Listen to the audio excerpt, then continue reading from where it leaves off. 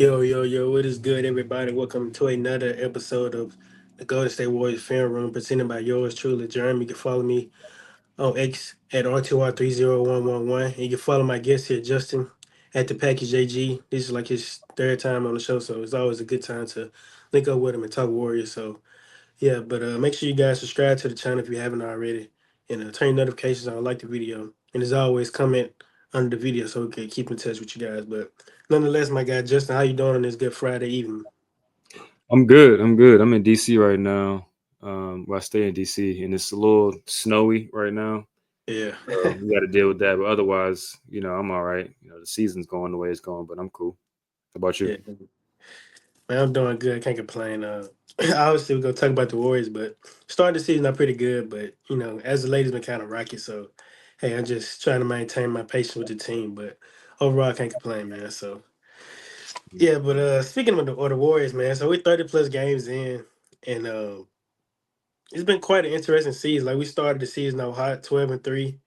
And since then, things just been kind of trending downhill for us. We will win some games, but for the most part, we'll lose. So, like, what are your thoughts on like what you've seen from this team thus far? Like, have they surpassed your expectations, or did you even have any expectations for them going into the season? Um, they about at where I thought they would be, maybe a little bit under. I mean, the Anthony Mhm. Melton injury definitely affected a lot. I think they were overperforming in the beginning, right? A little bit relative to talent level and expectation that I had for them. And I thought they would stabilize a little bit and still be in the thick of it in terms of playoff contention and stuff like that, instead of like where they are now, which is like near, bottom of the play in that type of range. Um, Mhm. I mean, I thought that the early part of the season they were 12-3. I thought it was a lot of guys shooting above what their normal ability is, and their defense was just so crazy at that point in time that it didn't surprise me they were winning as much. I mean, as much as they was, given how great they were shooting, because we knew they were going to be a pretty good defensive team. Right. But the shooting was always the question, and they came out super hot. Even in preseason, they were super hot from three. And Mhm. once they kind of came back down to earth, obviously the Melton injury affected their defense and their two-way play, because he's one of the few players on the roster that can give you offense and defense at a high level. Once Yeah. he went down, it kind of exposed all of the rest of their flaws, and then everybody else kind of came back down to earth. And they might be playing a little bit below their standard right now, but yeah, around 500 ish is below what I expected, but I didn't expect it to be 12-3 level for the whole season. Definitely not. Yeah, I feel you on that. I mean, it's a lot of things you have to consider. Like, Buddy started the season off like on one. And Mm-hmm. that ultimately like helped us start off the season, hot. Him, and then we seen Wiggins get back in that mode. Draymond was shooting threes at a pretty efficient level. But since then, like I mentioned, things just started to go downhill. Buddy has been struggling shooting the ball as well as Draymond. So yeah, and then with Deck and Mel, like you said, like the ultimate two way, he gets it done on both sides. You can just see the potential with him, in the starting lineup. It looked pretty good. Go back to that OKC game. And that was kind of where things were starting to like gel, for this team when we seen D'Anthony Melton, play alongside Steph. So yeah, it sucks to see, D'Anthony Melton have a season, ending injury or whatnot. But ultimately we did end up using him to flip him to get a guy like Dennis Schroeder, which has shown some promises. It's still a figuring out process, but overall it's been a pretty solid fit, I'd say. But yeah, you hit it on the head. I mean, my thoughts on this team wasn't just too high neither. It was like maybe we'd be like the fifth seed, maybe the sixth at best. Nothing too crazy like a top four, top five team in the lower Western Conference. So I have to agree with you on that. But speaking of Dennis Schroeder, man, I mean, what are your thoughts on that acquisition by the Golden State Warriors? Like, is there a bigger fish to fry for the Golden State Warriors, or is this just it for them? Oh, there's definitely bigger fish to fry. I mean, I did expect them to be a little bit better than 500, like you said, around fifth, fourth seed, maybe. Hmm. But I always thought they were two moves away. Yeah, Um, Especially, and people have their opinions on them. When you lose a guy like Clay, who was a foundational piece, you have to essentially create a new foundation. yeah, Steph and Draymond are obviously the biggest parts of the foundation, They're the two best players. They've been the two best players outside of KD being there for the couple years, for the entire dynasty. But Clay's two-way play and his spacing set the foundation for their offense, and he connected a lot of things for them on defense. So when you Mhm. lose a guy like him, you essentially have to bring in another star or a star level player to create something new. When you try to run the same stuff you're used to, or you try to play the same style you're used to, and you lose a guy like Clay, it's not going to exactly be the same unless you replace his skill set or his talent level at least. And they didn't do that going into the season. So Yeah. with Melton, they approximated a lot of the stuff that you would need around Clay. And they were doing it so well with the shooting that they were replacing Clay's shooting early when everybody was shooting above themselves. And then they kind of came back down to earth and we lost Melton. So that's how we are in the position we are now. So in terms of Dennis Schroeder, I think he's a piece that can help. He doesn't necessarily fit seamlessly because he's more of a pick and roll, like slow it down, like, kind of how Chris Paul was Yeah, last season. yeah, Chris Paul, yeah. Yeah, he's pretty much like another version of that type of player. Younger, better defensively at this point in their careers, but it's still a clunky fit a little bit.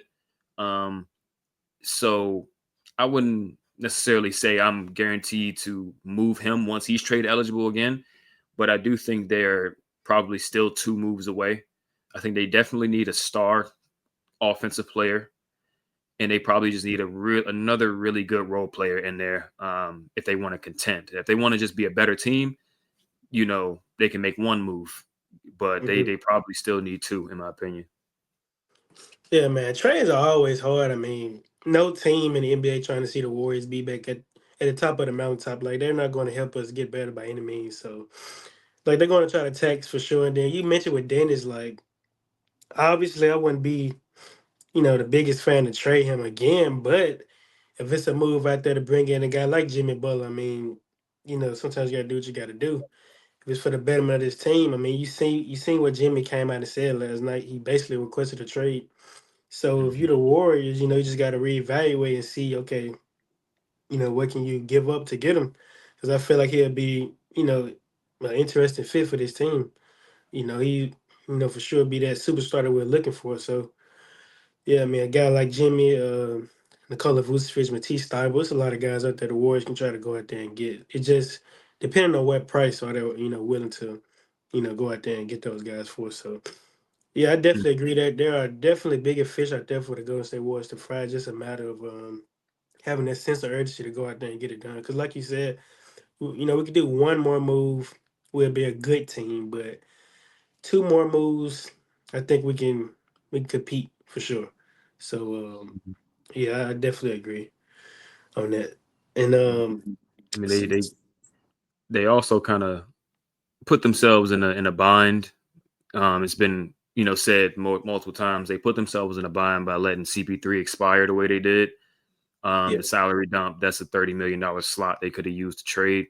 yeah, It kind of leads me to believe that they're holding on to JK partially because they do think he can be good, but there's another um, potential opportunity to pay him and then use that slot as the new Jordan Poole $30 million slot to trade for somebody else that's a little bit more established in the league. So that's always an option for them. A lot of people are saying you don't want to pay Kuminga that type of money, but you kind of have to because it opens up options to bring in another player of the caliber you might want. So if there's a Jimmy trade on the table, I'm sure they'll hold on to JK if they can mhm. um, to keep that optionality open. That was a word they loved last year, but that could be an option for them. Yeah. I mean, you got to pay JK. You can't lose him for nothing. Obviously, they have his bird rights. They can pretty much match whatever any team offer him. But you still should just go out there and just give him what he's looking for and see what that be like. Because like you said, you can always trade him if things don't necessarily go right anyway. So and you brought up Chris Paul. If I'm not mistaken, I was hearing something that we had the option to get Zach LaVine for Chris Paul. Did Hmm. you hear about that too? Definitely, they had Yeah. the option. I think even Chicago might have attached stuff to him because Hmm. they wanted to get off of that contract so bad. Um, Chris Paul and maybe some filler would have got it done because Zach is in the 40s, I think, in Yeah. terms of his contract. But misevaluation. one of many misevaluations from the front office, or at least they just they want to make it seem like they're not just shedding salary, which Yeah. they obviously are. But hopefully, it's one of those situations where they just wanted to duck that repeater tax, and they're willing to get back into the luxury tax next season, just so they could, not have it compounding over years and years because it goes up every year that you're in the Yeah, tax, it it goes goes. up Yeah, again. it So goes up. Yeah. yeah, I so they mean, duck under for 1 year and then get back in the tax again the next year. Maybe they do that. from a business, standpoint, I could kind of see why you would want to, be out of the tax or whatnot. But like, if you want to compete for a championship, you got to pay. Like, look at the Boston Celtics. Like, all Yep. those guys make top dollars over there, and the owner has no problem paying it because he know what it takes to win. And you see the Timberwolves going through it right now when they traded Cat.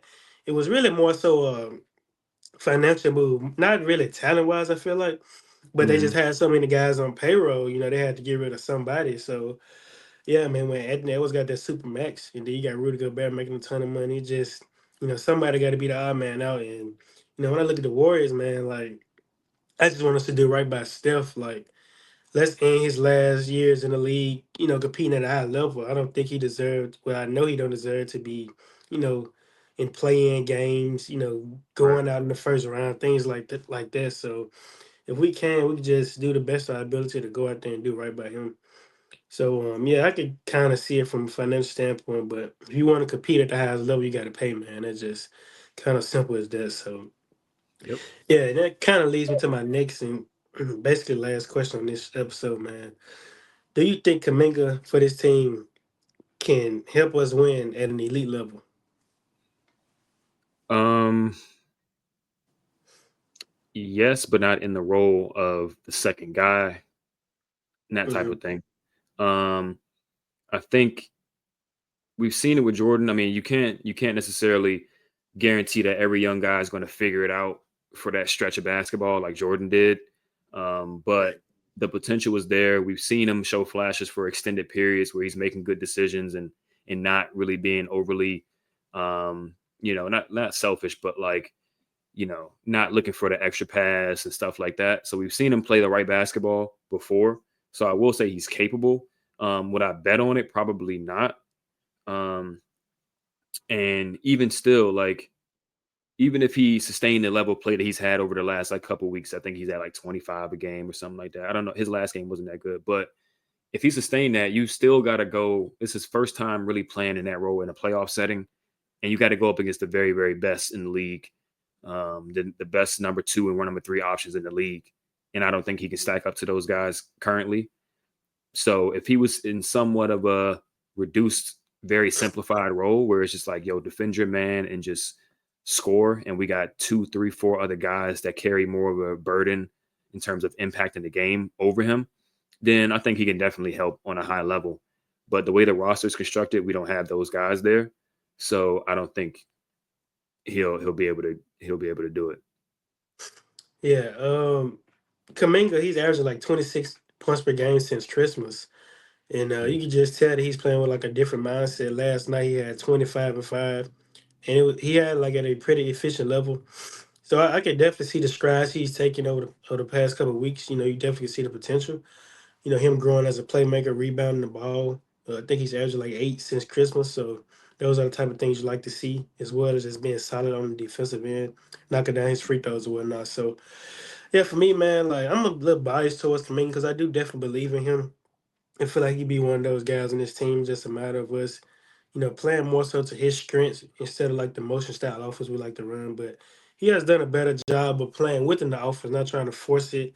Go out there and get his own shot or whatnot. So yeah, you Mhm. mentioned a guy like Jordan Poole. Like when Jordan Poole went down to the G League, that there to me was like the ultimate, like that gave him the irrational confidence. Like when he came back in the NBA, you could just tell he was playing with a different mindset. Like he's that guy and all that. And that's how I look at Kaminga. Like whether it be when Steve Kerr, call him out in the post game interview or whatnot, or whether it be Draymond, all these guys, hold him accountable. He's just been responding. So that's always pretty good. So Mhm. yeah, and like so I think Kaminga could be, like you said, whether it be a number two or a three, he can definitely be there for us for sure. Just a matter of what's going out there and reevaluating this team and see what we can get. So yeah. So what do you think like about a guy like Jimmy? Do you think that he'll be like a good fit for this team? Depending on what you had to give up, obviously, because obviously you don't want to give up your whole team to get him. So Hmm. Well, they're gonna have to give up a lot because of the financial situation, right? And they're under the cap, so they can't like they have to sign vet minimum guys to get him back. So you probably got to send out a little bit more than he makes to bring him yeah, back. So it would essentially be like gutting the team. So if you get a guy like Jimmy, it would probably be a move for next season because whoever's left over is probably not a good enough supporting cast, depending on like they can get lucky and get a bunch of vet minimum guys that just knock it out the park, but the chances are slim on that. But in terms of his fit on the team, I think he fits well. I think he's a guy who plays, who has played in systems, right? So he played for Miami. He was the guy from Miami, but he was never really a super ball dominant guy until it was needed of him to be. So he hmm has no issue playing with knockdown shooters like movement shooters like Duncan and Tyler Harrow and stuff like that, yeah, and even letting them cook sometimes. He's played with bigs that can pass and stuff like that, like Bam Adebayo and even Kevin Love's a pretty good passer. So I don't think he has any issue cutting and moving off the ball. He's not the best long range shooter, but he's been shooting it pretty good this season.